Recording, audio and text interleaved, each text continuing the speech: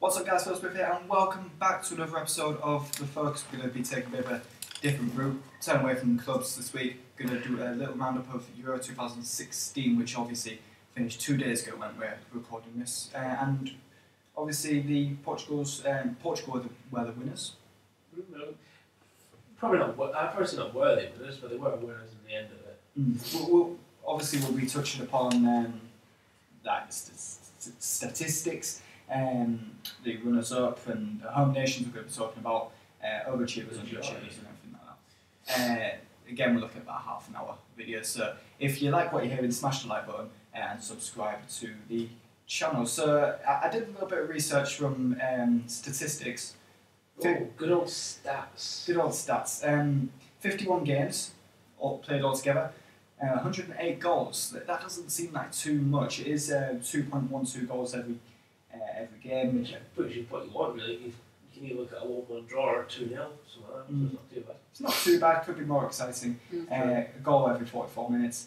If you want to look at the top scorers, you've got France with 13, Wales with 10, Belgium and Portugal, the winners. Portugal with 9. And Italy, Poland and Switzerland had the best defences. I know like a couple of them only played the group stages, but Italy probably the best team defensively. Yeah. And possession-wise, for your possession people, I was going to say something different, but Germany with 63% average, then Spain, and then England. But that doesn't surprise me with England, considering they just passed. Yeah, they just passed around against teams that just sat back, really. Top scorer, Griezmann with 6, Bale, Ronaldo and Nani all with 3, and the top assists, Eden Hazard and Aaron Ramsey with 4, Cristiano Ronaldo with 3. Well, it like a few people there just going to the dream team for the Premier League. Yeah. So we're going to move on to winners, Portugal. You say not worthy winners? No, not really. I don't know. I've never liked Portugal. The team itself is okay. Don't get me wrong. They play interesting football now and again, but I think coming into this group, they proved all the naysayers wrong by saying they're just a one-man team.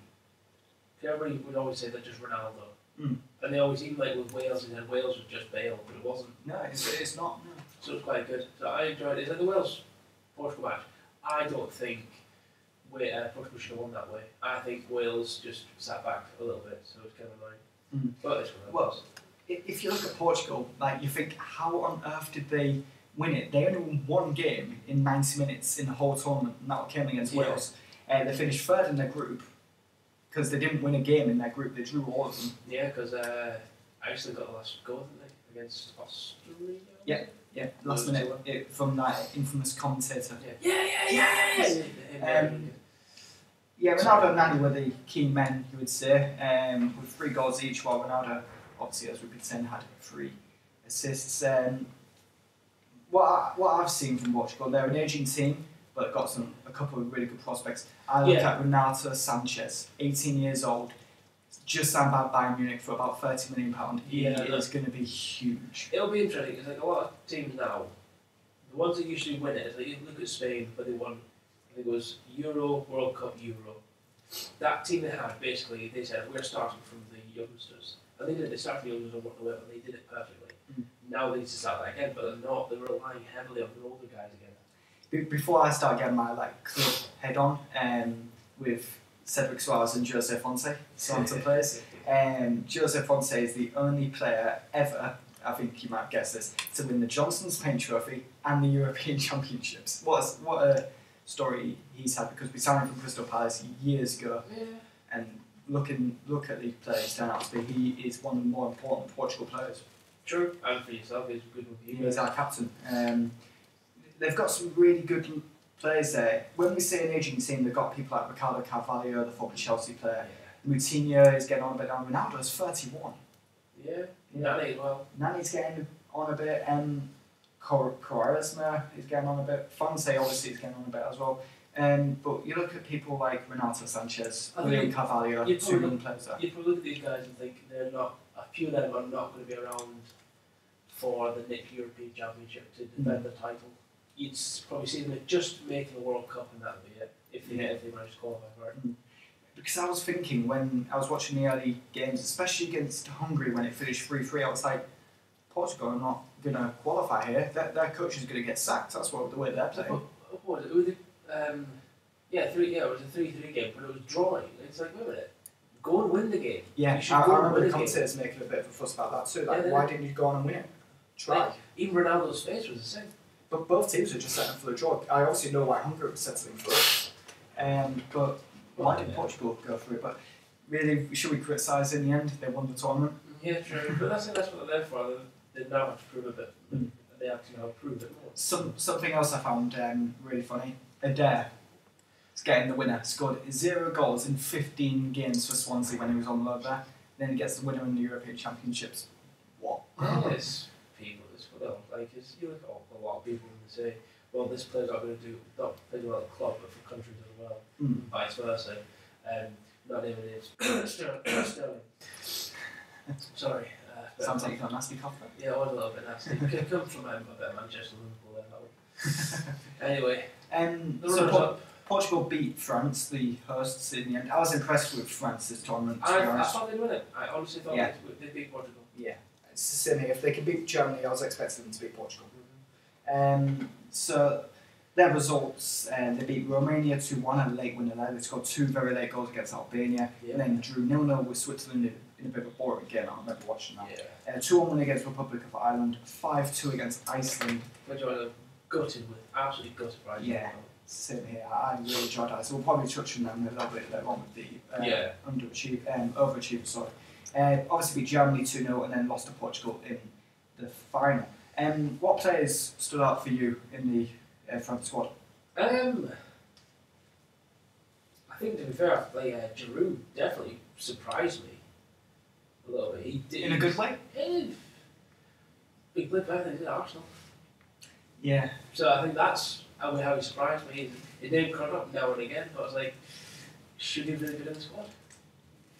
It was a surprise to see him, and he did okay. I think for me, it's mostly, you look at Payet, how well he did at West Ham. Well. Incredible. Then you look at what was it, free kicking as well. He's just phenomenal. West Ham valued him at £100 million now because of this year. He's had a great championships. Him and Griezmann. Yeah. Top scorer Griezmann. He was fantastic. And when you were mentioning Giroud, I was just you wouldn't be able to see this, but I was just smiling to myself because I remember watching the Radio 1 alternative commentary when Giroud was from goal. Giroud. Oh, God. If everybody could actually watch that radio commentary of the France Germany game, it was hilarious. Every player they had a song for.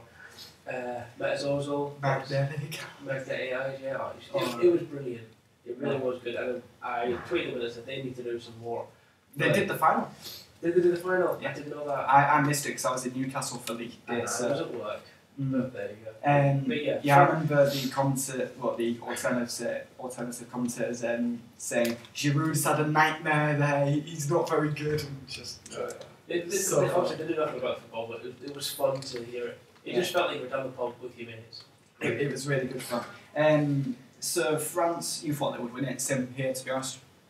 I didn't think they would have from the group stage results, but after the couple of results, they're going to win. I'm different to you. Them first 2 games where they got 3 late goals in them games, I just thought, they're going to win the championship. I was like, okay, they've proven themselves now, and they're going to draw 0-0, which was like, they may struggle. Republic of Ireland kind of different the feel a little bit. Only to lose 2-1 to them. So you never know. I'm going to briefly touch on England, because if you want to hear more about England, we talked about it in episode 3, Manager Watch. We'll put a link to that in the description below. The England results are very disappointing, really, wasn't it? 1-1 against Russia, 2-1 against Wales, 2-1 win against Wales, 0-0 against Slovakia, then obviously losing to Iceland, which I saw coming. Yeah. I saw Iceland defeat coming. As soon as we drew 0-0 was Slovakia, it was just Iceland. People underestimated them. Yeah, and they didn't give the team the respect that they deserved. That team to it. You know what? You're pushing too heavy up. We're going to go in and score, and they did. They beat them, so it was fair play to them. Yeah. So obviously, still looking for a manager in England. It sounds like Sam Allardyce is the favourite. It's either him or Steve Bruce. Yeah, Steve Bruce has been mentioned. Keeps getting linked to it, and it's like I only listened to an interview with him the other day. But he was saying that he's staying at Hull City, so there's a lot going on. So I don't know what's going on. It's either going to be at the moment it's either going to be Klinsmann, Allardyce or Bruce. The rumours about Southgate have gone very quiet. So that's England. If you want to hear more about our discussion about England, that'll be in episode 3, as I said, description. Link in the description down below. We're going to talk about Wales though, who once England went out, I was supporting Wales. I really I think to be fair, everybody apart from the Irish, all the English fans went to Wales for the next as soon as England went out because they took the game to England. They really did. But they, okay, fair enough, they lost 2-1, but they still took the game to England a lot better than what England did to them. Argentina didn't play that game right, but with Wales, 2 wins and a loss. Compare that to England, much better result. And they carried on further, got all the way, and the only team they lose to is the eventual winners. Well, sorry, I mean after the group stages. The standout result is that 3-1 win over Belgium, which was incredible. They've beat Belgium twice now in the last couple year and a bit. Well, yeah, they were in the group stage with them. The qualifiers, sorry. So really good. Yeah, really impressive. Chris Coleman has confirmed that this World Cup, qualifying them ultimately the World Cup, will be his last campaign in charge of Wales.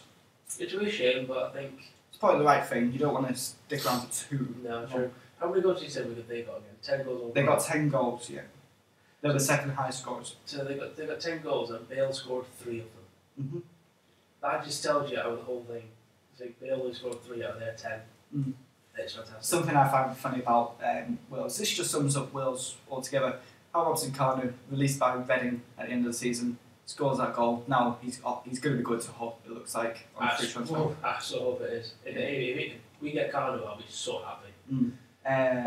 Obviously Ramsey made 4 assists, so is it just a one-man team? It's not, I'm so glad that team pulled together. Do you like that team pulled together so well for Coleman? It was unreal. Yeah, so it was good. Joe Allen stood out as well. He's obviously in the team of the tournament. We're going to discuss the team of the tournament later on, but it just shows that they're not a one-man team. Obviously, without Bale, they are worse off. But with sorry about this ball that's going from the background. Yeah, with Ramsey and Allen and a number of other players, they've got really good. I like the strikers. They've got people like Sam Vokes. I love Sam Vokes. They've got a very diverse team, and it's good. And it's not just from high-level clubs. Okay, I don't mean to diminish the Championship, but it's like Premier League is high level. Championship's more for the fighting clubs, I'd say. So you know for a fact if you drop from the Premier League into the Championship, you're definitely good enough for the Premier League, but you need to prove it again. So I think I'll be looking forward. Another feel-good story for Wales is that Joe Ledley broke his leg in March and then came back inside for the Euros. Yeah, true, very true. Yeah, good. Just good feeling for Wales. They had obviously the parade when the game came back. Which is fantastic. And then if you go to the other 2 home nations, the 2 islands, Republic, we'll do Republic first. 1-1 draw against Sweden. I watched that game. They were fantastic. Very unlucky to draw. 3-0 defeat to Belgium. That game changed on Shane Long getting kicked in the head in the penalty box. They should have had a penalty. Belgium go straight forward and get their first goal. That changed the game. 1-0 win against Italy. That was fantastic. Late winner, wasn't it? I think it might have been Wes Houlihan who missed a 1-on-1 like 2 minutes before in the 81st minute, and the fans were just head in hands, and then they scored 2 minutes later. Then obviously losing 2-1 to France. No shame in that though. No shame in that. Shane Long gave them. Was it Shane Long from the penalty spot? I can't remember. I don't think it was Shane Long. Write me comments below what it was. Can't remember. As I find my notes here, I'm looking at Sweden. They were really, really good in Sweden. No, and there's you look at Northern Ireland, lose 1-0 to Poland, win 2-0 against Ukraine, lose 1-0 to Germany, and then lose 1-0 to Wales. Again, nothing to cry about. That one. It's a good tally. Germany and Poland, fair play with Scotland, they had done the group stages, and we beat Poland once, but lost to Germany twice and lost to Poland once. Northern Ireland have progressed so much because I remember when Michael O'Neill only recently took charge of the team, they lost to the Faroe Islands. They were a bit embarrassing, to be honest. But they were. Northern Ireland, they were losing to teams like Azerbaijan. Well, the last thing is, we don't have certain players playing at that level or a level that's good enough. Used to all the different countries. excuse me, have so many players dotted all over the country in different leagues, all over the place, and they will learn different traits when they come together as a unit. They'll be fantastic, or hopefully would be anyway. Yeah. And praise has to go to the goalkeeper, Michael McGovern, because he made unbelievable saves against Germany. That could have been anything in that scoreline. And the reason why they only lost 1-0 is because of him. If they lost by any more, they wouldn't have gone through to play Wales, because they would have gone down on goal difference. Oh yeah. So that would have been absolutely dreadful for him. So myself and Will have been discussing what we think are the overachievers and the underachievers. Let us know what you think in the comments for that as well. Overachievers wise, obviously you've got to put Iceland. Yeah, Iceland. We only call them overachievers because nobody gave them a.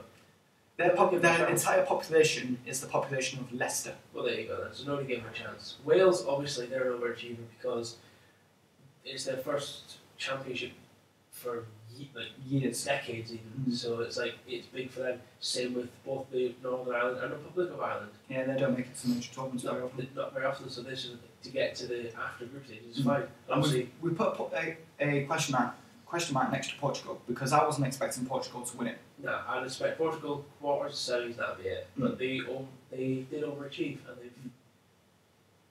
they did well. I think, like I said, against Wales, I think they should have gone maybe down to penalties. I don't think they should have. Wales should have gone out a bit more, but they just weren't. I think they were just literally tired. Yeah. I just want to touch on Iceland again. There's 3 players in that squad that I know of that play in England.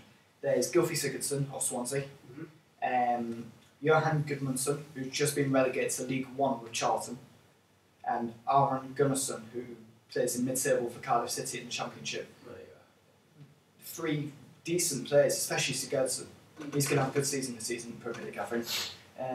So that's Iceland. Obviously, we'll talk about Wales and the Northern Ireland, Portugal, and Republic of Ireland. Underachievers, you know where we're going with this. We'll start with England. Underachievers. Belgium, I'd say underachievers because they're ranked number 1 in the world, aren't they? Really? I think they're definitely in the top 3. I know they're in the top 3. I would have expected them to win it, especially with their squad. People like Hazard and the team, Nainggolan. Phil's gone with the Czech Republic as well. Why the Czechs? I was expecting them to do better. Obviously, there are people like Petr Cech, who's just retired from international football as well now. I just thought that they were a better country. I might be just overestimating them a little bit there. I think much better with them, to be honest. Yeah, because England definitely underachieved. Should have done a lot better than they did. Spain. I'm not going to leave Spain to last, but fine. Spain, yeah, ex-world and European champions. Vicente Del Bosco's just left them as well now. So. They still should have done better, and obviously Sweden. The problem with Spain, they're an ageing team now. They've got older players now. I did say that didn't I, earlier. I said Spain did it years ago when they won European, World, and European Championship back to back, and then that's it. That's 6, is it? 2. That's 8 years. Yeah. Is it 8 years? No, 4 years. Sorry, it's 4 years. I apologise. My math is terrible today. It's only 4 years, and it's like you don't think 4 years is a big thing, but it is in football, especially because you can start off with 18-year-olds in 4 years to 22. Okay, they'll carry it again, and you keep doing that, and you get better and better. It then changes on club level as well. So, And finally, on the underachievers, we've got Sweden. I was expecting better for them, especially with Ibrahimovic in the team. Again, is it a one-man team? Is it? And he's just retired now, hasn't he, from the international football anyway? So let's see how that goes afterwards. I'm trying to think of other players Sweden have got. I can't really think of too many. I think the only player that comes to mind is not really a brilliant player. This right back home, Mikael Lustig, who plays for Celtic, but I can't think of any others. Well, I think it's none of the Swedish, but normally when a team does well, the players get hyped up in the media. They don't really get. No, Sweden didn't this year. Ibrahimovic was only there because we moved to United. Yeah, that was it. So. That's gonna finally look at the team of the tournament, the players that make up the squad and the team of the tournament. In goal is Rui Patricio, the Portuguese goalkeeper. Joshua Kimmich of Germany, Boateng of Germany, Pepe of Portugal. That's definitely so Pepe to be in there. Rafael Guerreiro. Please tell me if I've got that wrong in the comments below. He obviously Portugal. Toni Kroos of Germany. Joe Allen of Wales. Antoine Griezmann of France, Aaron Ramsey of Wales, Dimitri Payet, you can't leave him out of France, and Ronaldo of Portugal. A little bit surprising, no Bale in there, but well, it was either going to be Bale or Ronaldo. That was the point. It's like with that, I would have to give it to Ronaldo. Is that fair enough? Okay, UEFA's the source for this when they come up with this, but if anybody thinks any differently, then just throw your teams in the comments below or elsewhere. Yeah, forgot. I was going to say something. Oh yeah, about the Ballon d'Or, which obviously comes up around Christmas time. Yeah. I thought it was a shoe-in to be given to either Messi or Neymar or Suarez or Bale maybe. But because Ronaldo's now won the Champions League and the European Championships, I think that makes him now the favourite because it's not just judged on like how you play, it's how well your team plays as well. Okay. Yeah, I see where you're coming from on it. A little bit of a worry as well. Obviously picked up his injury, did Ronaldo in the final. Nice little bit of flat. Moth. Whatever. Yeah. It's something flew to his face. Yeah. Real Madrid haven't released a statement on how long he's going to be out for, but there's reports that he's out for 4 to 5 months or 4 to 5 weeks. No one knows yet. We'll probably find out in the coming days. They won't keep that quiet. They'll let you know. So play a team be like, oh, yeah. Okay. The thing is, if he's out for 4 or 5 months, he's not retiring before Christmas. Nah, and then he won't get the Ballon d'Or. Yeah, it'll make it more difficult for him. It will be the fact that he will not get it. The feasibleness to actually. Yeah, that just about ends it for this episode of I think so, yeah. Just double checking on notes, and that's what we really wanted to discuss on this one. It was just a quick roundup. It was just a quick roundup of the Euros. We do have obviously we're working on a couple other projects for the rest of the thing, but we're gonna probably stagger it a bit more now, so we can actually get proper research down, and we can actually look into bigger areas. So we'll still try and keep it around about the half hour to 45-minute mark. If we go, I think this has been less than half an hour. It possibly has, I'm not sure. Yeah. But if we do go over the 40 minutes, then we do. But hopefully, the reason why we'll give it a couple of weeks is because hopefully we will be turning it into a podcast, so we actually get to see our faces. So give it a couple of weeks now to get something up, and we'll be fine. But apart from that, we'll be yeah. Because this episode is the first time we're using a new sound microphone, sound guy. So we're starting to develop it a little bit more now. We're hoping to obviously get it on camera. We are so excited for the season to start because we're going to start doing after matches at the KC Stadium. Yeah, because obviously I'm on holiday season pass coming with the post as soon as everything get released, and we're going to do bits from.